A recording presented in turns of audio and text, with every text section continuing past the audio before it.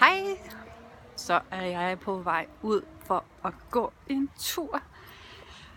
Det er jo onsdag i dag, og om onsdagen så går jeg altid tur sammen med Charlotte fra mit team.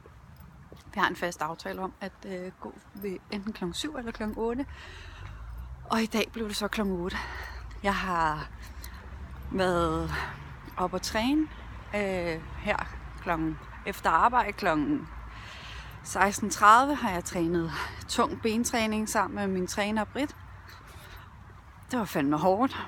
Jeg har svedt som et svin, for at sige det mildt. Og jeg er bare rigtig træt. Jeg har sovet sindssygt dårligt i nat. Jeg har en datter, som har kommet ind og skulle ligge, synes hun, i min seng.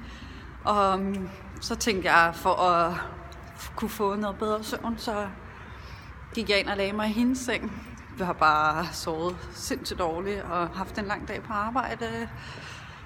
Jeg er rigtig træt, så i dag er det rigtig fint, at jeg har en aftale med Charlotte.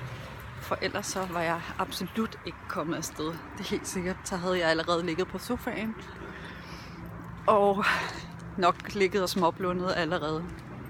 Så det er i hvert fald et godt tip, det er, at man har en aftale med nogen i gang imellem, så man i hvert fald sikker på, at man kommer afsted. Så jeg kæmper lidt med min diæt. Jeg synes, det er lidt svært. Vi har en masse gæster inde på mit arbejde, så der er både kage og croissanter og alt muligt lækkert. Og det er altså nogle ting, jeg rigtig godt kan lide. Nu synes jeg er lidt svært at holde fingrene fra. Jeg har rigtig meget lyst til salte ting. Sådan noget som salte peanuts, synes jeg er helt vildt lækkert. Så det har jeg lidt svært ved at holde nallerne fra. Men det skal jeg, fordi jeg skal nå mit mål og tabe et par kilo endnu. Så det gør jeg.